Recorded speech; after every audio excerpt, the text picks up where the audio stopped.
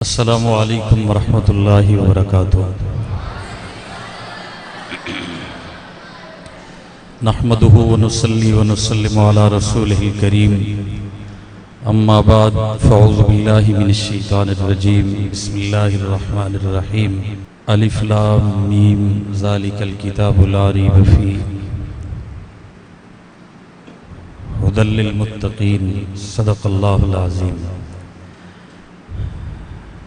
طلبہ بھائیوں اور دوستوں، عزیز بچوں، ابھی میں تقریر کرنے کے لیے نہیں بیٹھا، آپ سے تقریر کرانے کے لیے بیٹھا ہوں۔ بیانات، تقریریں آپ سنتے رہتے ہیں۔ علماء کرام کی دروس قرآن، جمعہ کے خطبات، جلسے اور کانفرنسوں میں بیانات، یہ سب آپ نے سنے اور آگے بھی سنتے رہیں گے۔ ضرورت اس چیز کی ہے کہ آپ کو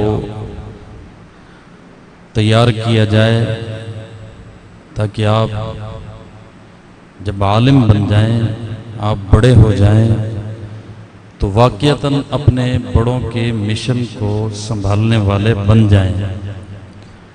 ممبر و محراب کو آگے آپ نے سنبھالنا ہے، درس قرآن مجید آپ نے دینے ہیں، جلسوں سے بیانات آپ نے کرنے ہیں، وعظ، تبلیغ، تقریر، خطابت، یہ سب علماء کا کام ہے اور آپ علماء بننے کے لیے آئے ہیں تو یہ سارے کام آپ نے کرنے ہیں، آپ نے سنبھالنے ہیں۔ جیسے حضرت قائد وفاق فرما رہے تھے کہ بچپن میں جو چیز سکھا دی جائے وہ بچپن تک جاتی ہے۔ آپ میں سے اگر کوئی طالب علم یہ سوچتا ہے نا کہ میں دورہ حدیث کرنے کے بعد خطابت کی طرف توجہ دوں گا، تو ہمارے ایک استاد کہا کرتے تھے جو کام کل پہ رہا وہ ٹل کے رہا۔ اگر آپ دورے کے بعد خطیب بننا چاہتے ہیں تو این خیال استو محال استو جنو، یہ کام کوئی نہیں ہونا بھائی۔ آپ کو طالب علمی میں جو ذوق ہوگا وہی دورہ حدیث کرنے کے بعد، عالم بننے کے بعد آپ کی پہچان بنے گا۔ بڑے بڑے جتنے اکابرین ہمارے گزرے ہیں ان سب کو تحریر اور تقریر کے حوالے سے طالب علمی ہی کے مطالعے نے بعد میں کام دیا ہے۔ بعد میں تو مصروفیات اتنی ہو جاتی ہیں، آپ کتاب پڑھیں گے، آپ تقریر کی مشق کریں گے، آپ مطالعہ کریں گے، آپ کو طالب علمی کی ان چیزوں نے کام دینا ہے، اس لیے اس وقت کو قیمتی بنائے۔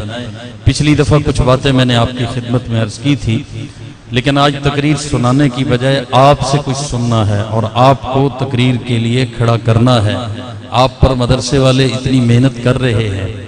میرے عزیز بھائیوں، طالب علم دوستوں، بچوں، والدین کتنے خوش ہوتے ہیں جب ان کا بچہ دین بیان کر رہا ہو۔ ہمارے پاس ایک نوجوان خطابت کا کورس کر کے گیا، جامعہ اشرفیہ سے انہوں نے دورہ حدیث کیا تھا۔ دورہ کے بعد میرے پاس تشریف لائے، چند دن ہم نے ان کو پالش کیا، اچھا بیان کرنا شروع ہو گئے۔ گھر گئے تو گھر پہنچے تو ان کی بوڑھی والدہ نے مجھے فون کیا اور کہا کہ میرا خاوند فوت ہو چکا ہے، یہ میرا ایک ہی بچہ ہے، تو میں نے ایک گائے پالی ہوئی ہے، تو ہم نے وہ گائے ذبح کر کے دعوت کرنی ہے، آپ اس دعوت میں آئیں۔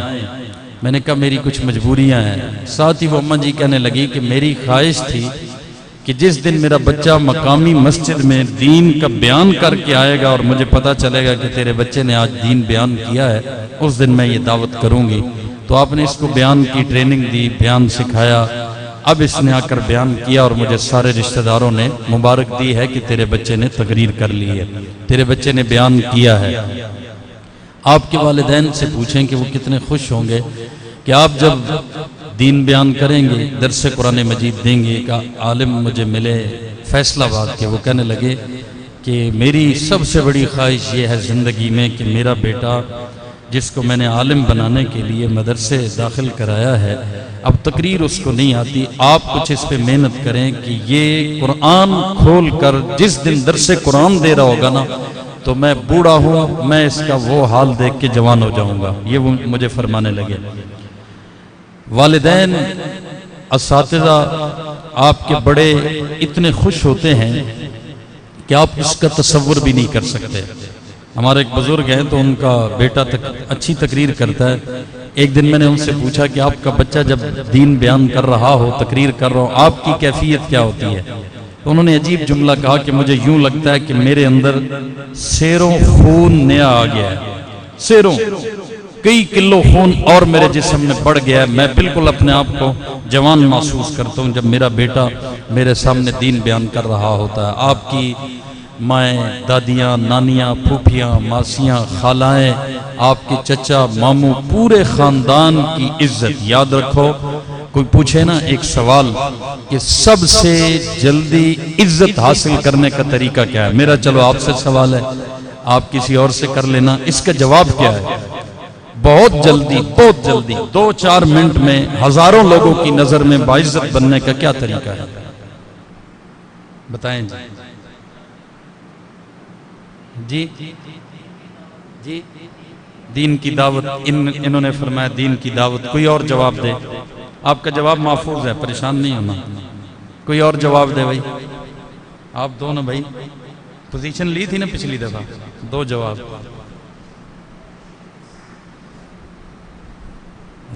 آپ بھائی کوئی جواب دو، دلیری سے دینا چاہیے۔ کوئی بات نہیں، بڑوں کی موجودگی میں بولنا دو حال سے خالی نہیں۔ صحیح بات کر دو گے دعا مل جائے گی، غلط کرو گے اصلاح ہو جائے گی، کون سا اس میں نقصان کون سا ہے؟ دھڑلے سے جرأت سے بولنا چاہیے۔ ہاں جی، خطابت، ان کا جواب بھی محفوظ ہے۔ آپ میرا سوال پھر سمجھیں، بہت جلدی عزت پانے کا، ہزاروں لوگوں کی نظر میں 2-4-5 منٹ میں، 8-10 منٹ میں ان کے دلوں میں اپنی جگہ بنانے کا کیا ذریعہ ہے؟ بھئی اچھی گفتگو، اچھی، اس میں ساری چیزیں آ جائیں گی۔ میں نے خطابت جان بوجھ کر اس کو نہیں کہا، اچھی بولو بھئی، اچھی گفتگو۔ بہت جلدی ہزاروں کا مجمع ہوتا ہے، آپ کو 5 منٹ ملتے ہیں، آپ اتنی بڑی تعداد ابھی بیٹھے ہیں، تو کوئی ایسا آدمی آئے، اجنبی آئے، اور وہ 5-10 منٹ کی گفتگو کرتا ہے، اور گفتگو کے ذریعے آپ بہت جلدی اس کے ساتھ محبت کرتے ہیں۔ اب محبت کو، عزت کو بچانا کردار کے ذریعے ہوتا ہے، عزت پانا گفتار کے ذریعے ہوتا ہے، عزت بچانا کردار کے ذریعے ہوتا ہے۔ ایک آدمی کو اچھی گفتگو کی وجہ سے عزت تو مل جاتی ہے، لیکن اس عزت کو باقی رکھنا پھر کس سے ہوگا؟ کردار سے۔ بلندی پہ پہنچ گیا، لوگوں نے کہا بہت اچھی تقریر کی، بہت اچھی گفتگو کی، تو پھر اس کو اپنا کردار بھی اتنا اچھا رکھنا ہوگا، تو اس کی یہ عزت ہمیشہ ہمیشہ کی ہوگی۔ میرے عزیز بھائیو، بڑے بڑے جتنے انقلابی لوگ گزرے ہیں، جتنے بڑے بڑے قائدین گزرے ہیں، صرف میں پاکستان کی بات نہیں کرتا، دیوبندیت کی بات نہیں کرتا، آپ پوری دنیا کی تاریخ میں دیکھیں، پوری تاریخ اسلام کو پڑھ کے دیکھیں کہ جتنے لوگوں کے سر پہ قیادت کی پگڑی رکھی گئی ہے، وہ اپنے اپنے وقت کے بہترین مقرر بھی تھے۔ تقریر پہ بھی ان کو پورا کمال تھا، تقریر پہ بھی، خطابت پہ بھی ان کو پورا عبور حاصل تھا۔ حضرت قاری صاحب کی آپ نے تقریر سنی، حضرت کو 40 سال ہو گئے، وفاق المدارس العربیہ کے ناظم اعلیٰ ہے، یا کہنا آسان ہے، 40 سال آپ جتنے بیٹھے ہیں، آپ میں سے میرے سمیت کسی کی عمر نہیں ہے، اور حضرت کا اتنا عرصہ صرف وفاق المدارس کے قائد کے طور پر ہو چکا ہے، ساتھ ساتھ اپنے جامعہ کے محتمم بھی ہیں، اس کے ساتھ شیخ الحدیث بھی ہیں، اور گفتگو آپ نے دیکھی کہ کتنی اچھی موقع محل کے مطابق باوجود بیماری کے انہوں نے کی ہے۔ میرے عزیز بھائی اور دوستو، میرے عرض کرنے کا مقصد یہ ہے کہ جتنے بڑے لوگ تیار ہوئے ہیں، انہوں نے گفتگو میں بھی مہارت حاصل کی ہے۔ اگر آپ دنیا میں کچھ کرنا چاہتے ہیں تو ہر کمال کو سیکھیں، ہر فن کو سیکھیں، اور تقریر ایسا فن ہے، تقریر ایسا فن ہے، اب تو یہ ایک علم کا درجہ پا چکا ہے، یہ ایک ایسا کمال ہے کہ جس کی وجہ سے انسان بیک وقت دائی بھی ہے، بیک وقت سپاہی بھی ہے۔ بیک وقت وہ کفر کو بھی دعوت دے رہا ہے، گناہگار مسلمانوں کی اصلاح بھی کر رہا ہے، اور اسلام پر حملہ آور لوگوں کو جواب بھی دے رہا ہے، ان کے منہ بند کر رہا ہے۔ تو اس کو میں نے پچھلی دفعہ کیا کہا تھا؟ دعوت، اصلاح اور دفاع۔ کوئی یاد ہے یا उड़ंतू हो गया सब कुछ। चलो कोई बात नहीं, आप शहंशाह होते हैं, तालिब इल्म बहुत बादशाही की जिंदगी है। आप कहते हैं मौलवी साहब फिर आ जाएंगे, खैर है कोई बात नहीं, हम बैठे हैं ना, हमारे लिए इन्होंने आना नहीं है। फरिश्ते हमारे पाँव के नीचे पर बिछाते हैं, ये कौन होते हैं, ये नहीं फिर आएंगे पलट के। तो आपकी मोहब्बतें हमें फिर खींच लेती है। देखे ना, मैं दूसरी बार आ गया हूँ, लेकिन इसका मतलब ये भी नहीं है कि आप इन बातों की नाकदरी करें और जो आपके लिए कही जाए उनको अपने अंदर लेने की बजाय, अपने अंदर उनको ढालने की बजाय आप एक कान से सुने दूसरे से गुजार लें। ऐसा नहीं होता। मैंने पिछली दफा आपको अर्ज किया था कि किसी बड़े आदमी को आइडियल बनाने से, बचपन में किसी बड़े आदमी को अपने लिए नमूना बनाने का फायदा क्या होता है, बड़े होकर वो आदमी खुद उस जैसा बन जाता है, उस जैसा नबी बन सके। तो करीब करीब आप थके बैठे हैं, मुझे अंदाजा हो रहा है। ये जो तरीका है ना, ये बात तालिब इल्म समझते कि हम अल्लामा इकबाल लग रहे हैं, शायद इधर हाथ रख के। ओ भाई, अल्लामा इकबाल नहीं लग रहे होते, अगला आदमी समझ रहा होता है कि आप थके हुए बैठे हैं। तो अब अगर किसी की ठोड़ी को या उसकी गर्दन को सहारा देना पड़े तो ये थकावट की अलामत है ना। तो इसको सहारा, हमारे एक दोस्त थे तो वो ऐसे करके बैठ जाते थे। तो एक लड़के ने एक दिन क्लास में शरारत की, इतना सा डंडा लिया और आराम से, पता भी नहीं चलने दिया, तो उसकी ठोड़ी के नीचे डंडा ऐसे रख दिया, कहा हाथ उठा लो, कोई नहीं, हाथ थक जाएगा, ये डंडा मैंने रख दिया है, इसके सहारे तुम्हारा सर खड़ा रहेगा।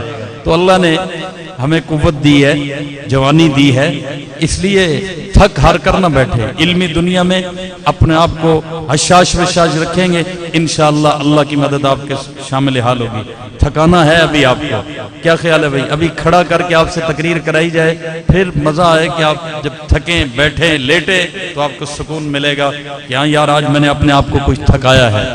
पिछली दफा आपसे मैंने अर्ज की थी कि आप चलते फिरते थोड़ी सी तकरीर की मशक किया करें। अब आप मुझे पहले तो ये जवाब दें कि किसी ने तकरीर की मशक की है। देखो, सही जवाब सही देना है भाई। किसी तरह की भी कोई मशक चलते फिरते कहीं होता है ना कि बंदे को तकरीर आ जाए, जैसे भूख लगती है ना, तो ऐसे ही किसी को तकरीर का शौक, जज्बा आया, जोश आया और तकरीर ने झटका मारा हो कि बस मैं आई हुई हूं और मुझे करो। ऐसा हुआ किसी के साथ? भाई तकरीर की है, पहली सफ वाले क्यों नहीं जवाब दे रहे? नहीं, सच बोल रहे हैं या वैसे ही सच बोल रहे हैं? चलो, दूसरी सफ वाले की है। अच्छा, किसी ने अपनी तकरीर रिकॉर्ड भी की है? भाई इधर नहीं तो घर भी तो आप गए ही होंगे ना, घर गए होंगे, छुट्टी के वक्त बाहर भी गए होंगे, पार्कों में भी गए होंगे। तो अब देखें, अब आपका तकरीबन महीना गुजर गया। मुझे याद पड़ता है कि मुहर्रम का आगाज था, शायद मैं आया था, महीना गुजर गया। मुझे ये बताओ, जो महीना गुजर गया वो जिंदगी में फिर पलट के आएगा? भाई बताओ तो सही। जो वक्त गुजर गया, अब उसने दोबारा पलट के, आप सदाएं दें, आप रोएं, आप दुआएं दें, कुछ भी करें, गुजरा हुआ वक्त अब पलट के। और एक आपको अजीब बात बताऊं, एक तालिब इल्म ने छुट्टी की और बाकी क्लास सबक पढ़ती रही। ये तालिब इल्म अपने क्लास फेलोज से एक दिन पीछे रह गया, तो ये यूं समझे कि अब पूरी जिंदगी ये उनसे एक दिन नहीं है, एक दिन पीछे। तो आप तो पता नहीं महीना पीछे जा रहे हैं। ऐसा न करें, आगे बढ़ने की कोशिश करें। देखो, हसद मना है, लेकिन गिब्ता तो मना नहीं है ना।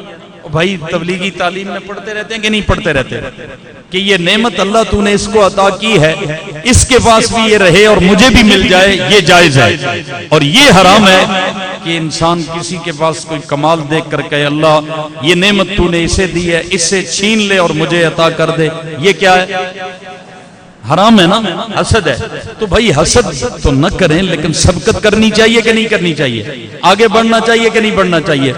हम बड़ी सखावत के साथ अपना वक्त जाया कर रहे होते हैं, مہینوں کے مہینے، سالوں کے سال گزر جاتے ہیں، بالآخر آپ جب بیٹھے ہوتے ہیں جامعہ اشرفیہ میں مشکات شریف اور دورے کی کلاس میں، اس وقت پھر ہم جیسے فقیروں کو طلباء کہہ رہے ہوتے ہیں استاد جی خدا دا واسطہ ہے کوئی تقریر سکھا دو، تہاڈی مہربانی ہے کوئی 4 صفحے فوٹو کاپی دے دو۔ میں نے کہا اب کیا ہوگا بھائی، اب تو دورہ حدیث کی اتنی موٹی موٹی کتابیں پڑھے گا، ادھر وفاق کے پیپر دے گا، ادھر گھر والے کہہ رہے ہیں شادی بھی کرنی ہے، وہ بھی اوپر تیرے مستقل ایک ذمہ داریاں آ رہی ہیں۔ اب میں نے کہا جتنی تقریر آتی ہے اتنی کرو بس، کوئی نہیں، اب دعا کرو۔ ہم پیٹتے رہے، ہم کہتے رہے کہ اولا ثانیہ ثالثہ میں چھوٹی کتابیں ہوتی ہیں، اس کے ساتھ ساتھ فارغ وقت میں تقریر بیان کر لیا کرو۔ اس وقت آپ نے کی نہیں۔ اب دورے میں کیا ہوگا، کہتے ہیں استاد جی کوئی مسجد تلاش کر دو۔ مسجدوں کے لیے ہم نے جب بھیجا تو اب لوگ تو بیٹھتے ہیں نا اس نظر سے دیکھنے کے لیے کہ کتنا اچھا خطیب ہے، کیسی تقریر کرتا ہے۔ جمعے والے دن بڑی بڑی مساجد میں دوستوں نے، شاگردوں نے کہا کہ استاد جی ہمیں بھیج دیں، جگہ آئی ہوئی ہے۔ اچھا بھائی بھیجا۔ اب میں نے کہا وہاں یہ خیال رکھنا آگے بندے بیٹھے ہوتے ہیں، گوبیاں نہیں ہوتی، ہاں کہ تم سمجھو کہ سفید سفید سر نظر آ رہے ہیں تو یہ گوبھی کے کھیت ہیں۔ یہ تو جناب مسجد کا مجمع ہے، اس میں جج بھی بیٹھا ہوگا، وکیل بھی بیٹھا ہوگا، پولیس والا بھی بیٹھا ہوگا، ڈاکٹر بھی بیٹھا ہوگا، اس میں کوئی عالم بھی آ سکتا ہے، کوئی سڑک سے گزرتے ہوئے مفتی صاحب بھی جمعہ پڑھنے کے لیے آ سکتے ہیں، ہو سکتا ہے کوئی ایسا آدمی کہ جس کے کئی مدرسے ہوں دوسرے شہر میں اور وہ اس شہر میں کسی کام سے آیا ہو اور یہ مسجد نظر آئی ہو تو جمعہ پڑھنے آ سکتا ہے۔ تو آپ وہاں کیا کرو گے؟ کہنے لگی یہ تو کبھی ہم نے سوچا ہی نہیں، یہ تو کبھی سوچا ہی نہیں۔ او بھائی آپ کے پاس اس لیے آئے ہیں کہ آپ آئندہ کھیپ ہیں ہماری، آپ بہت جلد دورہ حدیث اور مشکات شریف کے طالب علم نظر آنے والے ہیں۔ ہم بھی کل چھوٹے سے تھے، اس لیے میرے عزیز بھائی اور دوستو اپنے آپ کو بڑی منزل سامنے رکھ کر، بلند نگاہیں سامنے رکھ کر آپ چلیں، اپنا ہدف زندگی کا نصف العین سامنے رکھیں۔ ایسے نہیں کہ بس ٹھیک ہے گھر والوں نے مدرسے داخل کرا دیا، مدرسے والے صبح جگا دیتے ہیں، دن کو کلاسیں ہو جاتی ہیں، کھانا لگ جاتا ہے، رات کو سونے کا کہہ دیا جاتا ہے، بس زندگی یوں گزر رہی ہے، صبح ہوتی ہے، شام ہوتی ہے، زندگی یوں ہی تمام ہوتی ہے۔ ایسا نہ کریں، یہ زندگی بڑی قیمتی ہے اور اللہ نے آپ کو چنا ہے۔ آپ جب اس کے چنیدہ بندے ہیں تو پھر اپنی ذمہ داریوں کو محسوس کریں۔ کریں گے کہ نہیں کریں گے انشاءاللہ؟ اس لیے ذرا ہمت حوصلے میں آئے۔ میں ابھی بتا رہا تھا، میرے ساتھ ایک دوست آئے کہ لاہور میں طالب علم پڑھنے آتے ہیں تو ان کی نیندیں ہی نہیں ختم ہوتی، چاہے کالج پڑھنے آئیں یا مدرسہ پڑھنے آئیں۔ مجھے یاد ہے میں دیہات سے پڑھنے لاہور آیا تھا، 2-3 مہینے کے اندر اندر لاہور کے ہر بزرگ سے میرا تعلق تھا، ہر لائبریری میں جا چکا تھا، ہر جامعہ میں میرا تعلق تھا، ہر بڑے لکھاری، ہر بڑے خطیب، ہر بڑے عالم کے ساتھ باقاعدہ میرا تعلق تھا۔ تو دیہات سے آیا تھا، لیکن شوق اتنا تھا، پہلے ہی کتابیں پڑھ رکھی تھی، کسی کا ایڈریس مجھے یاد تھا، اردو بازار کا پتہ تھا، جامعہ اشرفیہ کا پتہ تھا، رائے ونڈ کا پتہ تھا، حضرت سید نفیس الحسینی شاہ صاحب جیسی ہستی زندہ تھی ان کا معلوم تھا، حضرت صوفی سرور صاحب کا نام سن رکھا تھا۔ لاہور میں آتے ہی ہم مینار پاکستان گھومنے نہیں گئے، اور آج تک میں 16-17 سال لاہور میں الحمدللہ اللہ نے توفیق دی، کام کیا۔ میں اپنی کچھ مجبوری کی وجہ سے ابھی فی الحال گاؤں میں وقت گزار رہا ہوں۔ مینار پاکستان آج تک میں سیر کی غرض سے نہیں گیا، مجھے نہیں اندر چڑھ کے وہ کیا ہے، بادشاہی مسجد، شاہی قلعہ، شالامار باغ، جہاں لوگ سیر کے لیے جاتے ہیں، ایک لمحے کے لیے بھی ہم نے کبھی نہیں سوچا کہ ہمارے پاس اتنا وقت ہے کہ ہم سیر کرنے جائیں۔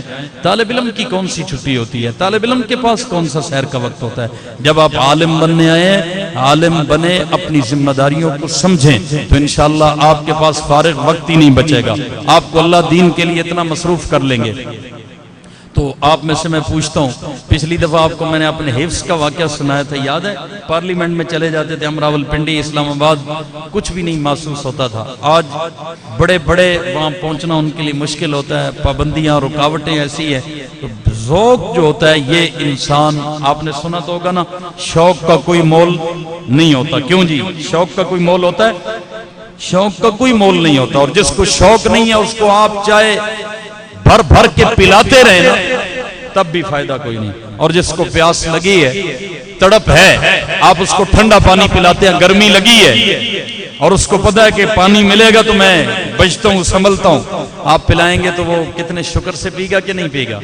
بولو نا بھائی، پیار سے آپ کو دعائیں دے گا کہ نہیں دے گا؟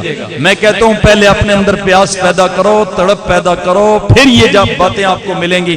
ہمیں کسی نے نہیں خطابت کے کورس کرائے، ہمیں تو کسی نے نہیں اس طرح لکھی ہوئی تقریریں دی، اپنے ذوق سے پہنچے اپنے بڑوں کے پاس، ایک ایک ہستی کو تلاش کیا ہے۔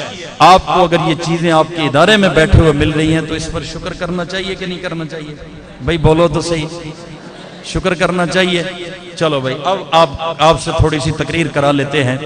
بیماروں کی طرح نہیں بھائی، دیکھو قاری صاحب بیمار تھے، انہوں نے اپنی بیماری محسوس کرائی، میں خود ایک اچھی خاصی میرے اس پوری ران میں پلیٹیں ڈلی ہوئی ہیں، میں بیماری محسوس کرا رہا ہوں، تو آپ تو بیمار ہیں بھی نہیں اللہ کے شکر سے، تو آپ بیماری محسوس نہ کریں، بیمار نہیں، بالکل صحت مندوں کی طرح چست مستعد۔ چلے اچھا بھائی، اب میری طرف توجہ رکھے، آپ خدا را تھوڑی سی توجہ کریں اور حالات کو سمجھیں۔ اس وقت لوگ مرتد ہو رہے ہیں، قادیانی اتنی محنت کر رہے ہیں، رافضی اتنی محنت کر رہے ہیں، دجال کے پیروکار اتنی محنت کر رہے ہیں کہ گفتگو کے ذریعے لوگوں کو گمراہ کر رہے ہیں۔ ہمارا نت واسطہ پڑتا ہے ڈاکٹروں سے، پروفیسروں سے، وکیلوں سے۔ ابھی بھی میرے ساتھ ایک وکیل صاحب آئے ہوئے ہیں تو وہ ادھر بیٹھے ہیں، وکیلوں سے، مختلف زندگی کے شعبوں سے۔ اس وقت لوگوں کو ایمان کو بچانا بہت مشکل اور بڑا ضروری ہو گیا ہے۔ میرے عزیز بھائیوں، میں عرض یہ کر رہا ہوں کہ حالات بڑے خطرناک ہیں۔ زبان و بیان سیکھیں، ساری اگلی جنگ اس کے ذریعے ہو رہی ہے، کفر اور اسلام کی، باطل کی، حق کی جنگ کا بہت بڑا مارکا اس زبان و بیان کے ذریعے طے ہو رہا ہے۔ سوشل میڈیا پہ جتنے لوگ بیٹھے ہیں اپنا کلپ ریکارڈ کرتے ہیں گمراہی والا اور وہ چلا دیتے ہیں، کیمرے لگائے ہوئے ہیں، بیٹھے ہوئے ہیں، کوئی آگے مجمع نہیں ہے، بس گفتگو ایسی کرتے ہیں کہ اس گفتگو سے پورے ماحول اور معاشرے میں فتنہ اور فساد بپا کر دیتے ہیں۔ اب ہم حق والے ہوتے ہیں، ہمیں آدھا گھنٹہ ملے، پونا گھنٹہ ملے جمعے کے بیان کا، ہمارے سامعین کو پتہ ہی نہیں ہوتا کہ حضرت صاحب کہنا کیا چاہتے ہیں، کس کے حق میں کہہ رہے ہیں اور کس کے رد میں کہہ رہے ہیں، بات کیا سمجھانا چاہتے ہیں۔ اس لیے یہ جو بڑے بڑے حضرات جتنے گزرے ہیں نا، ان کا جیسے انداز خطابت لاجواب تھا، با کمال تھا، انداز خطابت خوبصورت تھا، ایسے ہی قوت استدلال اس انداز خطابت میں وہ اپنا کام دکھاتی تھی۔ اب بات ہی کوئی نہ ہو، مجھے بتائیں کہ آپ بادام کوٹ رہے ہیں، آپ اخروٹ کو ضرب لگاتے ہیں، اندر سے کچھ بھی نہیں نکلتا، تو یہ تو صرف چھلکا ہوا۔ اصل چھلکا ہوتا ہے یا مغز ہوتا ہے؟ اصل کیا ہوتا ہے بھائی؟ کیا ہوتا ہے؟ یہ جو ہمارا انداز ہے، اشارات ہیں، الفاظ ہیں، یہ سب چھلکا ہے، اور اندر جو پیغام ہے، دلائل ہیں، وہ مغز ہیں۔ تو چھلکا بھی ہو، مغز بھی ہو۔ ہوتا کیا ہے، ہمارے بچے اسی پہ کوشش کر رہے ہوتے ہیں کہ میں نے اشارے کیسے کرنے ہیں اور گرج گرج کے بولنا ہے، اندر مواد کچھ نہیں ہوتا۔ تو آپ کو مدرسے نے الحمدللہ لائبریری بھی مہیا کی ہے، آپ کا تقریر کی طرف جیسے ذوق ہو تو مواد کی تیاری کی طرف بھی آپ کا شوق ہونا چاہیے کہ نہیں ہونا چاہیے۔ مثال کے طور پہ ابھی پچھلے دنوں ختم نبوت کی بڑی بڑی کانفرنسیں ہوئیں یا نہیں ہوئی؟ بھائی بولو تو صحیح۔ میں طالب علمی میں کیا کرتا تھا، یہ بڑی بڑی کانفرنسیں ہوتی تھی تو سوچتا تھا کہ ان کانفرنسوں سے ایسے تیاری کرتا تھا جیسے مجھے بھی بیان کرنا ہے، حالانکہ ہم تو طالب علم تھے آپ کی طرح، لیکن ذوق ایسا تھا کہ ان کانفرنسوں سے ہم نے خطاب کرنا ہے انشاءاللہ، اپنی نظر اس طرح اڑتی تھی۔ اچھا، پھر تیاری کرنی، کتابیں دیکھنی، پوری تقریریں تیار کرنی۔ اس سے فائدہ کیا ہوا کہ توحید پر، ختم نبوت پر، صحابہ کی عظمت پر، قرآن مجید پر، مدارس پر، مساجد پر مواد تیار ہو گیا، تقریریں تیار ہو گئیں۔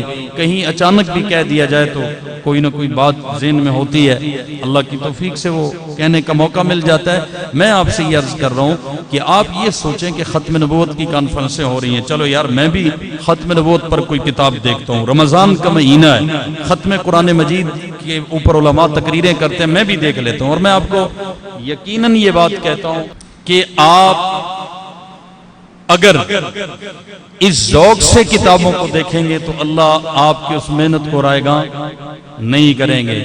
جن جلسوں کو سننے کے لیے آپ آج جاتے ہیں نا، جن پروگراموں کو سننے آپ جاتے ہیں، ریکارڈنگ کرتے ہیں، آپ کی بھی انشاءاللہ ریکارڈنگ ہو رہی ہوگی، آپ کو بھی سنا جا رہا ہوگا، آپ کی تقریر میں بھی لوگ کاغذ لے کے بیٹھے ہوں گے، قلم لے کے بیٹھے ہوں گے، لکھ رہے ہوں گے، لیکن محنت شرط ہے نا، محنت نہ ہو انسان کہے کہ بس میرا نام لکھ دیا جائے کہ شہباز خطابت، میرے نام کے ساتھ لکھاؤ شہنشاہ خطابت، میرے نام کے ساتھ لکھاؤ کہ واعظ خوش الہان، بھائی کرو گے کیا یہ تو بتاؤ، ادھر جا کے کیا کرو گے؟ چلو ہم لکھنے کے لیے تیار ہیں، شہباز خطابت لکھ دیتے ہیں، لکھ دیا، آپ جناب کیا کریں گے مائک کے سامنے آ کر؟ یہ بھی تو بتاؤ۔ یہی آپ سے پوچھنے کے لیے ہم آئے ہیں کہ القاب، آداب آپ کے لیے منتظر ہیں، عزت اور وقار والے سارے لفظ آپ کے لیے منتظر ہیں، لیکن اب دیکھتے ہیں کہ آپ میں سے کون یہ تمغہ اپنے نام کے ساتھ سجواتا ہے، کون اس کے لیے محنت کرتا ہے۔ اس لیے میرے عزیز بھائیوں، آپ نے اس کے متعلق کوشش کرنی ہے، اپنے وقت کو بچانا ہے۔ آپ کا جب ریزلٹ دیکھا پچھلی دفعہ، آپ کی تقریریں سنی، تو یہ بات دل میں آئی کہ اللہ جب موقع دیں کبھی تو آپ کی اس بزم میں شرکت ہو جایا کرے۔ آپ بڑے کام کے بچے ہیں، آپ ماشاءاللہ بے فائدہ نہیں ہیں، آپ بڑے عظیم طالب علم ہے، ایک مقصد اور ایک لائن کو لے کر آپ چل رہے ہیں، اس لیے آپ محنت کریں گے، ماحول آپ کو ایسا ملا ہوا ہے کہ آپ یہاں بہت کچھ بن سکتے ہیں۔ بننا ہے کہ نہیں بننا انشاءاللہ؟ میں نے فوٹو کاپی کے لیے وہ صفحات بھیجے ہوئے ہیں۔ بھائی شہباز کرسی پہ بیٹھ۔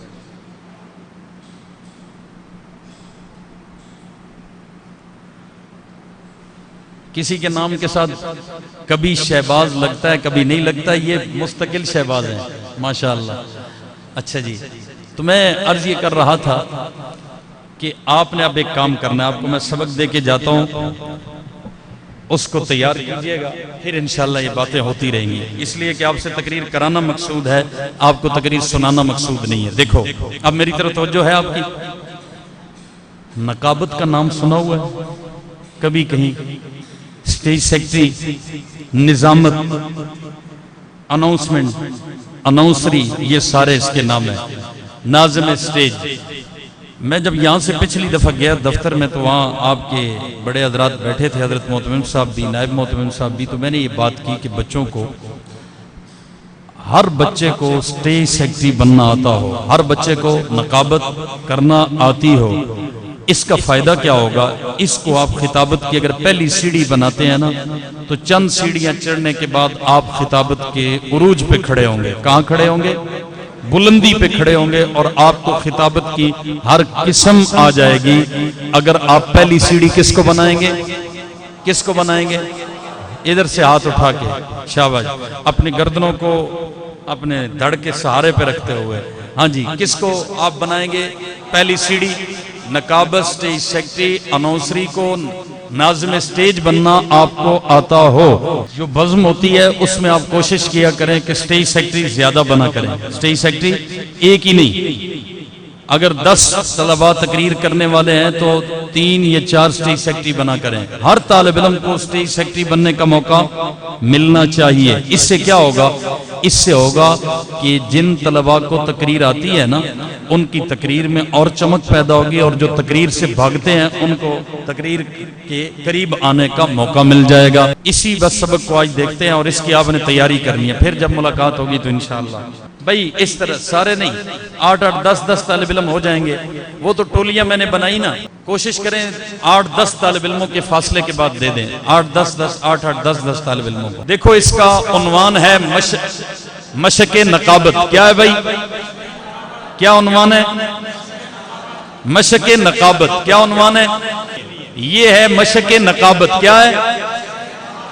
مشق نقابت۔ اب نقابت کیا ہوتی ہے؟ نقابت یہ نہیں ہوتی کہ بس شعر آئے اور شعر پڑھنا شروع کر دیے، کوئی بات کی ہی نہیں اور شعر پڑھنا شروع کر دیے، اس کو نقابت نہیں کہتے۔ نقابت کہتے ہیں کہ پہلے کوئی جملہ بولا جائے، کوئی نثر کی بات کہی جائے، شعر تو نظم کی چیزیں ہیں، یہ بعد میں آتی ہے۔ اب میں آپ کو بتاتا ہوں کہ ایک جلسہ ہے، اچھا یہ جو آپ نے یاد کیا ہوا ہے نا، اگر خالی آپ کو مائک کے آگے کھڑا کر دیا جائے، بندہ ہے ہی کوئی نہیں جلسے میں، مثال کے طور پہ آپ جلسے میں سٹیج سیکٹری ہے اور جلسہ ابھی شروع ہی نہیں ہوا، مائک بس کھلا ہے، لوگ نہیں ہیں، آپ نے لوگوں کو اکٹھا کرنا ہے، اس وقت یہ جو آپ نے تیار کی ہوئی چیزیں ہیں نا یہ وہاں پڑھ کر نہ سنائیں، یہ تو تب کی ہیں جب لوگ بیٹھے ہوئے ہوں، یہ گر کی باتیں ہیں نا، اگر لوگ اکٹھے کرنے ہیں تو اس وقت اشتہار پڑھ کے سنانا شروع کر دیں۔ جلسے کا اشتہار ہوتا ہے نا، وہ سامنے لگے ہوتے ہیں نا، آپ پڑھیں اس جلسے میں دھڑلے سے اعلان کریں، اس جلسے میں خطیب اسلام، خطیب اہل سنت، نام لکھے ہوتے ہیں نا علماء کے، اچھا ایک نام آپ نے لے دیا، دوسرا لے دیا، تیسرا لے دیا، چوتھا لے دیا، دیکھتے رہیں کہ لوگ اکٹھے ہو رہے ہیں تو پھر یہ شروع کر دیں۔ اگر اب بھی نہیں، مطلب ابھی لوگ جڑے نہیں، تو آپ اس وقت وہ چیزیں پڑھیں کہ جو تیار کی ہوئی نہیں ہیں، بس نظر سے دیکھ رہے ہیں اور پڑھ کر سنا رہے ہیں۔ اصل تو ہے کہ آواز نکلے، لوگوں تک پہنچے اور لوگ آنا شروع ہو جائیں۔ یہ کب کی چیزیں ہیں کہ جب لوگ بیٹھے ہوں، مجمع تیار ملے، آپ کے بالکل مجمع بیٹھا ہوا اور آپ کو کہا جائے آئیں اسٹیج سیکٹری بنے، جلسہ چلائیں، اس وقت کی یہ چیزیں ہیں۔ میری بات سمجھ آ رہی ہے کہ نہیں آ رہی؟ اچھا، آپ نے قاری صاحب کی تعریف کی اور بڑے لمبے چوڑے القاب کہہ دیے، لمبے چوڑے القاب کہہ دیے، قاری صاحب سے تلاوت ہی صحیح نہیں ہو سکی۔ ہو سکتا ہے بھئی گلا خراب ہے، سپیکر مسئلہ کر رہا ہے، یا قاری صاحب سے کوئی لڑا ہوا آدمی مجمع میں بیٹھا اور قاری صاحب کا پارا ہی آئی ہو گیا، تلاوت ہی صحیح نہیں ہوئی۔ اب مجھے بتائیں وہ جو آپ نے جتنے القاب لیے تھے، زبدۃ القراء، نجم القراء، فخر القراء، وہ سارے القاب آپ کے گاٹے فٹ ہو جائیں گے کہ نہیں ہو جائیں گے؟ بھئی وہ آپ کے پلے پڑ جائیں گے، لوگ آپ کو کیا کہیں گے؟ یہ مراسی ہے، یہ ایسے ہی تعریفیں کرتا رہتا ہے۔ اسٹیج سیکٹری نے تعریف بھی بڑے طریقے سے کرنی ہوتی ہے۔ مثال دیتا ہوں، اب جامعہ اشرفیہ میں آج رات بھی پروگرام ہے، کل بھی وفاق کا اجلاس ہے، حضرت شیخ الاسلام حضرت مفتی محمد تقی عثمانی صاحب ہوں گے، حضرت مولانا فضل الرحمان صاحب ہوں گے، حضرت قاری حنیف جالندری صاحب ہوں گے۔ اگر آپ کو اسٹیج سیکٹری بنا دیا جائے، دیکھو یہ باتیں مذاق نہ سمجھو، ہو سکتا ہے اللہ بنا ہی دے آپ کو۔ ہمیں بھی ہمارے بڑے یوں کہا کرتے تھے، فلاں جگہ پہ اگر آپ کو بٹھا دیا جائے، فلاں جگہ پہ اگر آپ کو کھڑا کر دیا جائے، ہمیں اس وقت تعجب ہوتا تھا، لیکن اللہ نے یہ سارا منظر دکھایا۔ تو اگر آپ کو بنا دیا جائے، اب آپ پوری طرح اندر سے کہہ رہے ہیں نہیں ہم نے کوئی نہیں بننا، کیوں بھائی؟ بنا دیا جائے تو شکر کرو گے کہ نہیں کرو گے؟ اللہ کے لیے کوئی مشکل ہے؟ اب آپ کو اگر اسٹیج سیکٹری بنا دیا جائے، آپ بڑے درجات کے ہیں، وہ بھی اتنے چھوٹے درجات کے نہیں ہیں، تو آپ کیا کہیں گے؟ اسٹیج سیکٹری یہ ہے کہ وہ حضرت مفتی محمد تقی عثمانی صاحب کو ان کے پورے علمی قد سے پیش کرے، اور مولانا فضل الرحمان صاحب کا جو علمی اور سیاسی قد ہے، جب وہ اعلان کرے ایسے الفاظ لائے کہ ان کے علمی قد کے مطابق ان کا تعارف کرائے۔ اب اگر کوئی مولانا فضل الرحمان صاحب کو کہہ رہا ہو کہ اب میں دعوت دیتا ہوں مقرر شعلہ بیان حضرت مولانا فضل الرحمان صاحب کو، تو مجمع ہنسے گا کہ نہیں ہنسے گا؟ اب یہ مولانا کے قد کی بات ہے، اب بولو تو صحیح، یہ مولانا کی شخصیت کی اس پہچان کی بات ہے۔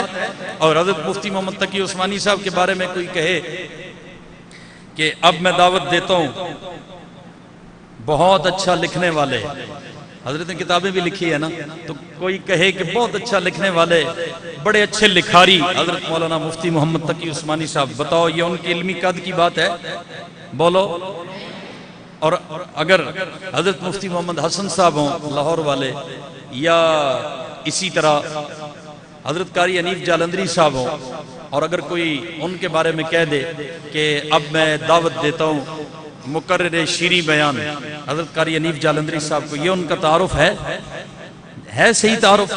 نہیں ہے نا، لوگ ہنسیں گے۔ اور آپ ایک ایسا جملہ بولیں کہ حضرت قاری صاحب کے لیے کہ شیخ الحدیث، جامعہ خیر المدارس معتمم، جامعہ خیر المدارس، ناظم اعلیٰ وفاق المدارس العربیہ پاکستان، تو اب ان لفظوں سے قاری صاحب کا قد واضح ہوگا کہ نہیں ہوگا؟ جو علمی قد ہے وہ سارا آتا جائے گا سامنے۔ اسٹیج سیکٹری، اچھا درمیان میں اگر آپ نے کسی نعت خان کو دعوت دینی ہے، مثلا ایک بڑے عالم کا بیان ہو چکا، دوسرے بڑے عالم کا بیان ہونے والا ہے، تو درمیان میں نعت خان کو دعوت دینی ہے، تو نعت خان کو آپ کیا شیخ الحدیث بنا کے پیش کریں گے؟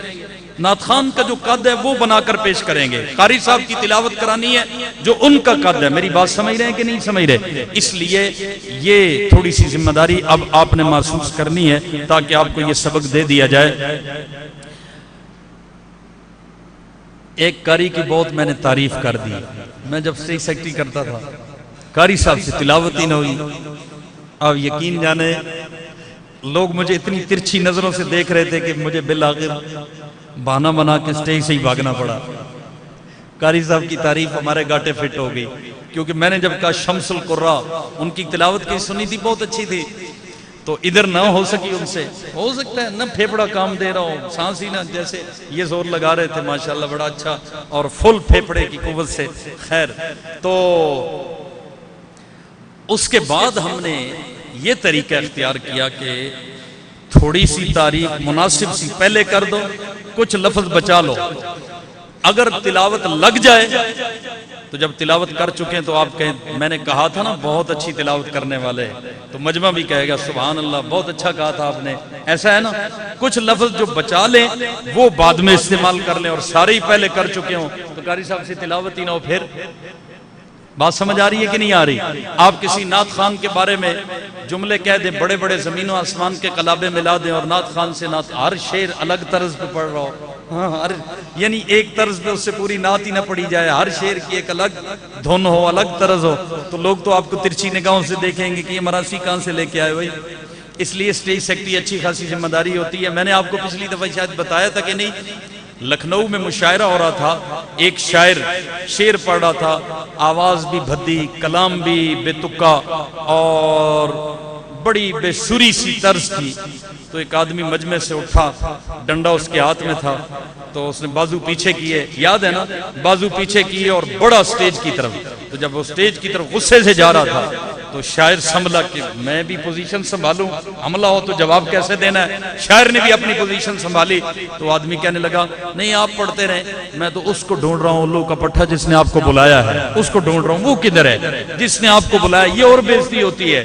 بندہ کہے نا کہ تم غلط کر رہے ہو، اور بندہ کہے تجھے بلایا کس نے، یہ اور زیادہ بےعزتی ہوتی ہے. کیا خیال ہے بھائی؟ تو ہمارے دوست نے وہ جلسے کراتے رہتے، کسی خطیب کا نام سنا ہوا تھا، تقریر نہیں سنی تو اس کو بلا بیٹھے. اب خطیب سے سر ہی نہ لگے، سر والا خطیب تھا، لوگ نیچے سے میسج کر رہے ہیں، گالیاں نکال رہے ہیں، اسی جس نے بلایا تھا. کوئی فون کر رہا ہے گالیاں، بالآخر اس نے نمبر ہی بند کر دیا. مجھے کہتا ہے یہ آپ کو میں گالیاں سناؤں اور دکھاؤں تو آپ حیران ہو جائیں گے، مجھے زندگی میں اتنی گالیاں نہیں پڑی جو آج تھوک کے حساب سے اکٹھی مل گئی ہیں اس کو بلانے کی وجہ سے. تو ایسا بھی ہوتا ہے. تو سٹیج سیکرٹری ذمہ داری کا کام ہے. کس کا کام ہے؟ اب ذمہ داری کو آپ نے سمجھ